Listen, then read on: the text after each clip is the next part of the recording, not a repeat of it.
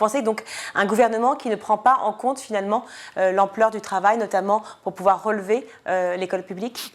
C'est-à-dire que quand vous payez mal les enseignants, que vous ne les formez pas correctement, que vous faites appel à des contractuels comme ça a été le cas, que vous mettez en avant essentiellement ce qui va mal dans une école, inévitablement ça ne donne pas envie d'y aller. Et moi je me rends compte qu'aujourd'hui le gouvernement tape essentiellement sur l'école publique.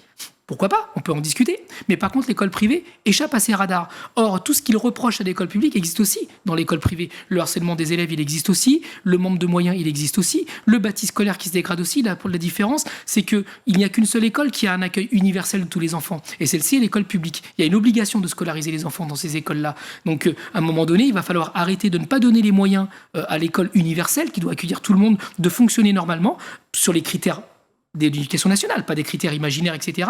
Parce que quand vous abîmez les conditions de travail, vous abîmez aussi son image. Et quand vous abîmez son image, eh bien, les parents qui veulent le meilleur pour leurs enfants, ils pensent que le privé est mieux. Et donc, parfois, ils se saignent en prenant parfois des crédits, y compris pour mettre leurs enfants dans des écoles privées. Et donc, on organise avec la façon dont on abîme l'école, comme on abîme l'hôpital, comme on abîme les services publics de façon générale, eh bien, cette fuite vers le privé qui organise une sorte de sécession au niveau national, où vous organisez en fait les inégalités scolaires parce que vous mettez les meilleurs dans les établissements privés et vous laissez tous ceux qui n'ont pas d'autre choix dans l'école publique, comme pour l'hôpital et comme pour les services publics de façon générale.